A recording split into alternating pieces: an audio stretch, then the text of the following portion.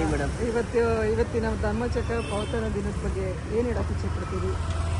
ಭಗವಾನ್ ಬುದ್ಧರು ಈ ದಿನ ಹೆಂಗೆ ಧಮ್ಮ ಚಕ್ರವನ್ನು ಉರುಳಿಸಿ ಇಡೀ ವಿಶ್ವಾದ್ಯಂತ ಅವರ ತತ್ವಗಳು ಸಾರಿದ್ದಾರೆ, ಅದರ ನಂತರ ಹೆಂಗೆ ಅಶೋಕ ಚಕ್ರವರ್ತಿ ಅವ್ರು ಸಾರಿದ್ದಾರೆ, ಮತ್ತು ಬಾಬಾ ಸಾಹೇಬರು ಹೆಂಗೆ ಧಮ್ಮಚಕ್ರವನ್ನು ಉಳಿಸಿದ್ರು, ನಾನು ಅದೇ ದಾರಿಯಲ್ಲಿ ಹೋಗಿ ಧಮ್ಮಚಕ್ರವನ್ನು ಉಳಿಸ್ತೀನಿ.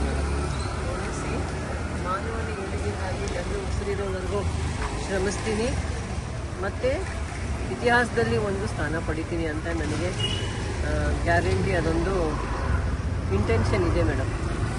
ಇವತ್ತು ಮಹಾಬೋಧಿ ಸೊಸೈಟಿಯಲ್ಲಿ ಭಾಳ ದೊಡ್ಡ ಕಾರ್ಯಕ್ರಮ ಇತ್ತು, ಅಲ್ಲಿ ಹೋಗಿದ್ದೆ, ತುಂಬ ಸಂತೋಷ ಆಯಿತು. ನಾನು ಕೂಡ ಮೆಡಿಟೇಷನಲ್ಲಿ ಭಾಗಿಯಾದೆ.